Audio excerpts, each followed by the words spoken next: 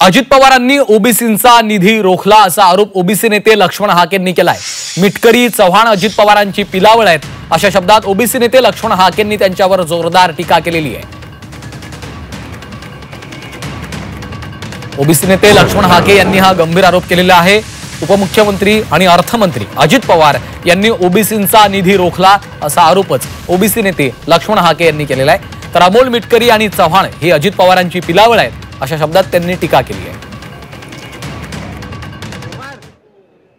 OBC कल्याण, विजयंती या सगळ्यांचे जवळजवळ 1500 कोटी रुपये आजही अजितदादांनी लटकवून ठेवलेले आहेत, ते मिळत नाहीयेत।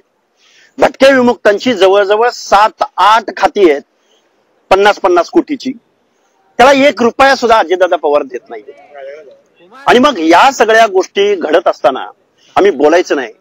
खरं तर आम्ही अर्थ खात्यावर बोललो होतो, खरं तर आम्ही बजेटवर बोललो होतो, पण या प्रश्नाचं उत्तर अमोल मिटकरी सारख्या, सूरज चव्हाण सारख्या किंवा अजितदादाच्या पिलावळीकडून या प्रश्नाचं उत्तर आम्हाला मिळायला पाहिजे।